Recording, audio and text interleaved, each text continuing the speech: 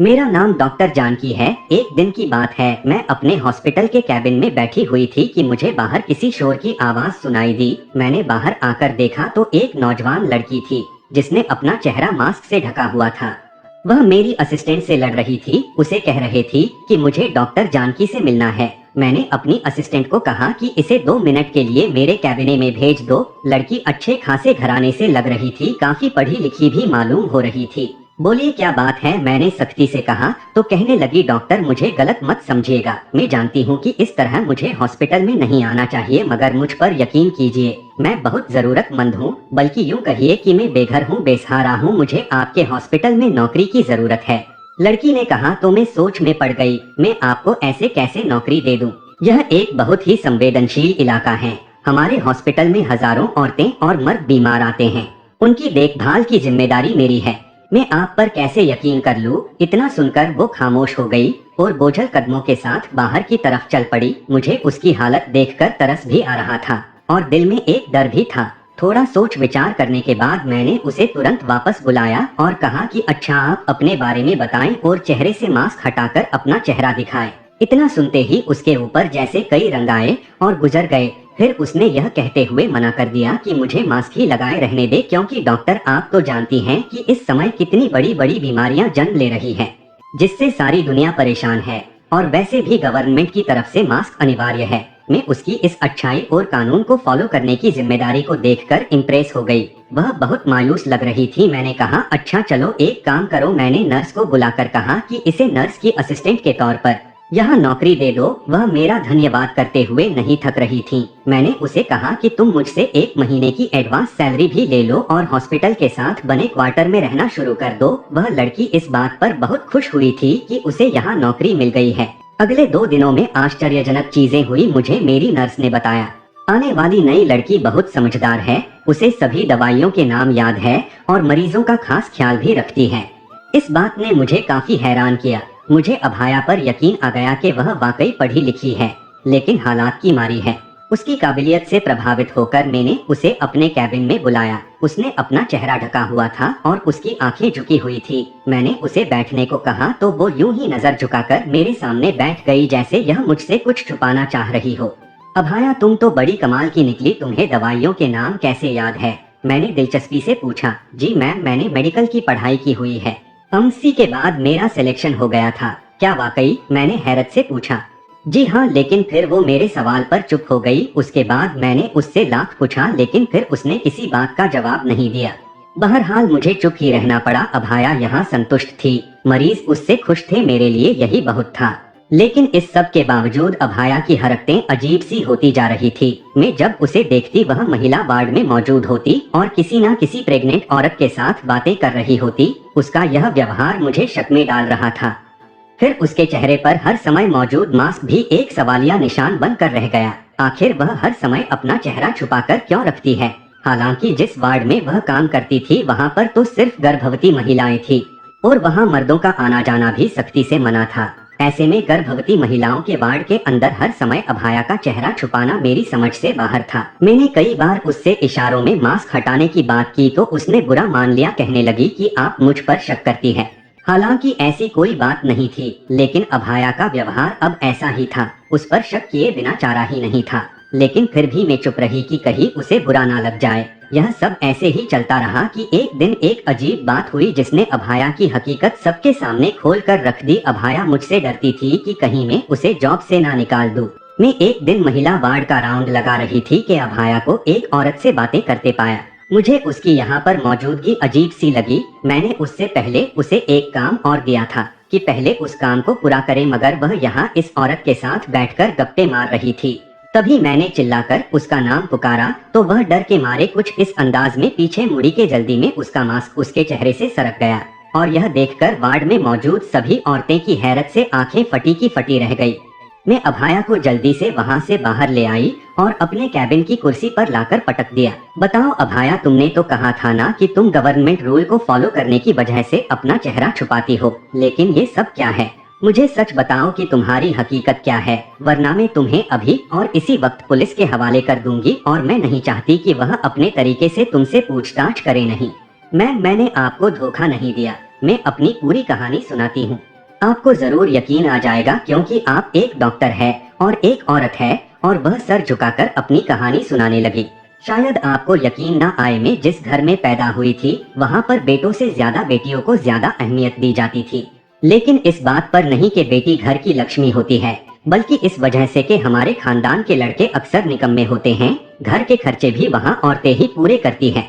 उन्हीं दिनों में जब मैंने होश संभाला तो मेरी दोनों बड़ी बहनें, जिनकी पहले ही शादी हो चुकी थी, वो भी आकर घर बैठ गई थी। उनकी वजह से घर का माहौल और भी गमगीन हो गया। अब माँ पापा उनकी वजह से परेशान रहते। मेरी दोनों बहनों ने मैट्रिक तक पढ़ाई की थी, जबकि मुझे पढ़ने का बहुत शौक था। मैंने माँ पापा के मना करने के बावजूद भी अपनी पढ़ाई पूरी की। मैं डॉक्टर्स को देखती तो उन जैसा बनने की ख्वाहिश करती। मेरी यह ख्वाहिश भी आखिरकार पूरी हो गई थी और फिर मुझे एक मेडिकल कॉलेज में एडमिशन मिला और वह दिन मेरी जिंदगी का सबसे खूबसूरत दिन था। लेकिन यहाँ आकर एक नई यात्रा शुरू हुई। मैंने अपने बलबूते पर मेडिकल कॉलेज में एडमिशन लिया था, लेकिन कहते हैं कि इंसान बड़ा ही बेवकूफ और कम अक्ल है। मेरी आदत थी कि मैं हर दवा खुद पर इस्तेमाल करके उसका नतीजा देखती।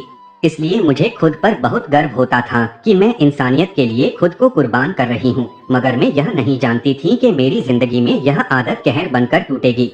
उन्हीं दिनों ऐसा हुआ जिसने मेरे घर वालों की और मेरी जिंदगी बदल कर रख दी। मेरा भाई, जो हर समय गलियों में आवारा फिरता रहता था, एक दिन उसके बारे में खबर आई कि उसने किसी की लड़की के साथ छेड़छाड़ की है। हमारा खानदान भी गरीब था, हम इस तरह की शरारतें बर्दाश्त नहीं कर सकते थे।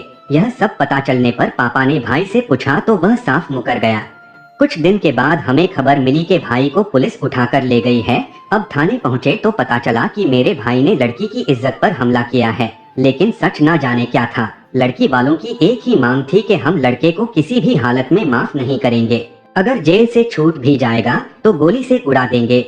तब मेरे पापा ने इस मसले को हल करने के लिए मेरी बहनों के रिश्ते उन लोगों को पेश किए, मगर वह लोग शादीशुदा बेटियों के रिश्ते पर राजी नहीं हुए। तो कुंवारी बेटी यानी शादी के रूप में मेरी बलि पेश की गई। मैं तो बहुत ज्यादा सदमे में चली गई। मैं अपनी पढ़ाई छोड़ना नहीं चाहता थी, लेकिन अगर मैं ऐसा ना करती तो मेरे भाई की जान चली जाती। इस तरह मुझे भाई के लिए बलि का बकरा बनना पड़ा और अपनी पढ़ाई छोड़कर शादी की बलि देनी पड़ी। मेरी पढ़ाई छूटी तो मुझे बहुत अफसोस हुआ, लेकिन मैंने कुछ किताबें घर में रख ली थीं, जिनसे मैं दवाइयों के बारे में सीखती रही। कुछ ही दिन गुजरे थे कि मेरी सास ने शोर मचाना शुरू कर दिया कि मुझे अभी तक औलाद क्यों नहीं हुई। औलाद औरत के बस में थोड़े ही होती है। मैं अपनी सास को समझाती तो वह मुझ पर ही बरस पड़ती। कान खोलकर सुन ले, तू वैसे भी दुश्मन की बेटी है, तुझे घर बिठाकर मुझे कोई सुकून नहीं मिलेगा। तुम लोगों ने मेरी बेटी की जिंदगी बर्बाद की है। तुम्हारे भाई ने मेरी बेटी को और हमारे खानदान को मुंह दिखाने के लायक नहीं छोड़ा। शुक्र करो कि हम तुम्हें ब्याह कर यहाँ ले आए, वरना ना जाने तुम्हारा क्या होता। मैं अभी औलाद पैदा नहीं करना चाहती थी। मैं अपनी पढ़ाई जारी रखना चाहती थी ताकि जिंदगी में कोई स्थान हासिल कर सकूं। सास तो पहले ही यही ख्वाहिश रखती थी, अब पति ने भी मुझसे कह दिया था तो मेरे पास कोई चारा नहीं बचा था। आखिरकार मैंने औलाद पैदा करने की हामी भर ली, लेकिन मैं दिल से इस फैसले पर राजी नहीं थी। घर में औलाद की खुशखबरी मिली तो सबसे ज्यादा खुशी मेरी सास को हुई थी। एक दिन मैं अपने घर में बैठी थी कि मुझे एक अनजान नंबर से कॉल आई। मैंने फोन उठाया तो मेरी दोस्त की कॉल थी। उसने मुझे बताया कि उसने बड़ी मुश्किल से मेरा नंबर ढूंढा है ताकि वह मुझे आने वाले हालात के बारे में अवगत कर सके। बहरहाल हाल चाल पूछने के बाद मैंने उसे बताया कि मेरी शादी हो चुकी है, मैं शायद दोबारा कभी कॉलेज ना आ सकूं। तब उसने मुझसे कहा कि मुझे शादी हरगिज नहीं करनी चाहिए थी, कि अभी शादी का सही समय नहीं है। मैंने कहा, तुम कैसी बातें कर रही हो, अब तो मेरी शादी हो भी चुकी है। कहने लगी, शादी से कोई फर्क नहीं पड़ता।